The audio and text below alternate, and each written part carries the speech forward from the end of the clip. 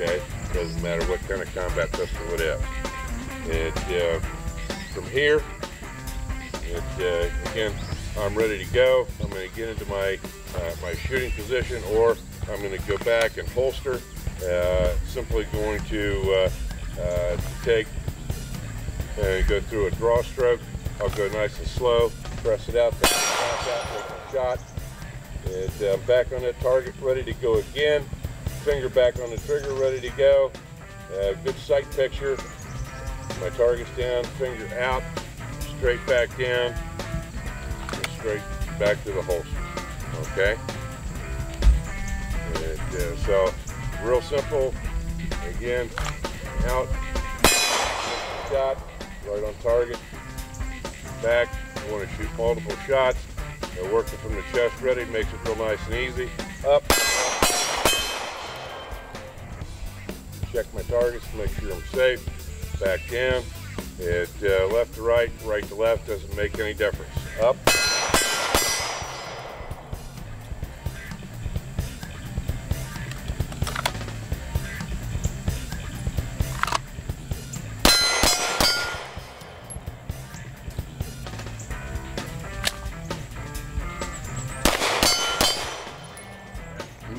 Yeah, we'll cut that one. Okay, it's okay. We can start from the beginning. Yeah.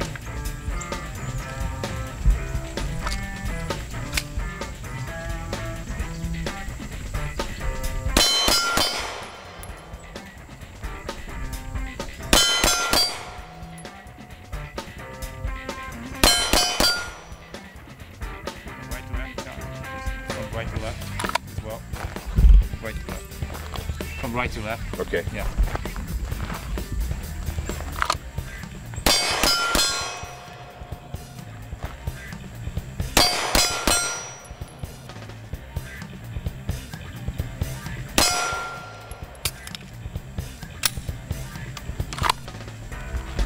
I'm out of bullets.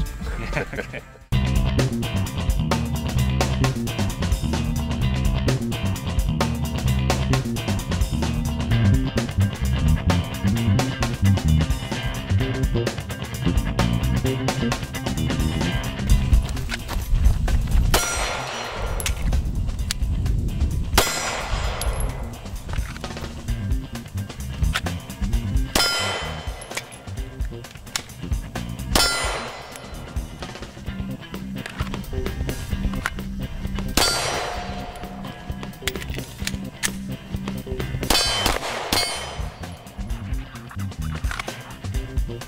He would be shooting, and when his gun would run dry, he would try to get his magazine out like that, and that doesn't work a lot of the time, especially in a real gunfight where you need it to work. That's probably where it's not going to work. So I told him, bring your gun back to your power range and actually strip the mag out. David Bowie has cut these grips, these finger grooves in the grips. Yeah, show me the finger groove. Show me the Finger grooves right here. So you can actually get your fingers in there and pull the mag out. You pull it out, you're shooting, you run dry, bring the gun back to your power range, pull the mag out, throw it on the ground. As you're throwing it on the ground, you're reaching back for your next mag, insert it into the gun. So you're saying that in the real gunfight, in a real gun like a Glock, BB gun, the mag change doesn't work like a IPSC competition? It doesn't, it'll work when you don't need it to work, but when you need it to work, you know, Murphy's Law states it's probably not going to work.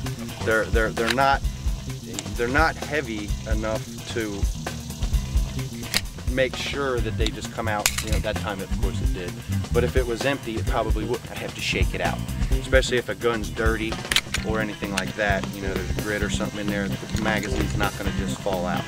That's why you need to pull them out with your hand. That's why we say you should pull them out with your hand.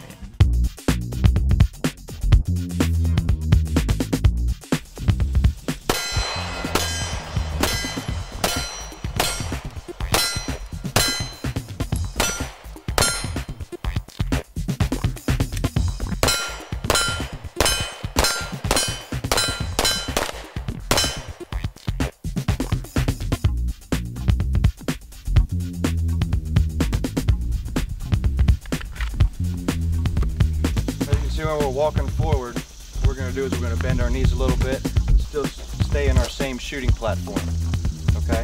So as I'm walking forward, I'm first landing on the heel of my foot. Second. Okay. And I'm rolling onto my toe. Okay. That way, I'm not bouncing and I'm not having to try to control the gun. Okay, it's gonna be natural. So what I'm doing is I'm walking and it's heel to toe, rolling onto my foot, but I'm keeping my legs bent. Okay, I'm not standing straight up, I'm getting this bouncing motion, okay? So as we're walking forward, we're shooting at the target just like that. We're not doing any bouncing, if you notice.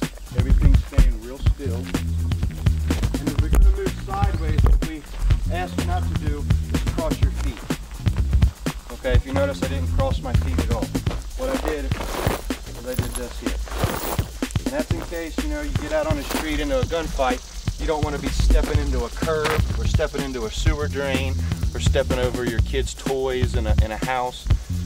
So what we're doing is you can actually feel the ground with this foot as I'm sliding it across the ground. And I'm dragging this foot back. Okay? So as I move, it's the same thing. My knees are bent. I'm leaning forward, my hands are straight, and all I'm doing is dragging my feet. And if you notice, I don't have this going. Okay? Everything's staying the same. As I walk back, shooting, I'm dragging my feet back. I'm staying on my toes, and I'm dragging my feet back. Keeping my knees bent, same shooting platform, and I'm dragging my feet back to feel anything behind me. A curb, a tree stump, kids' toys, bicycles, whatever. And I can feel anything as I'm coming back. I'm dragging my feet back. If I come across the hole, I can feel that. I can stop, step over the hole, or step down into the hole, whatever, okay? But I'll use this cone as an example. You got me in focus? Walking back, I'll be able to feel that cone behind me. If I'm stepping back, I can't feel it until it's too late, and now I'm off balance. You notice how I'm up here like this and I'm falling over. I'm no good in a gunfight.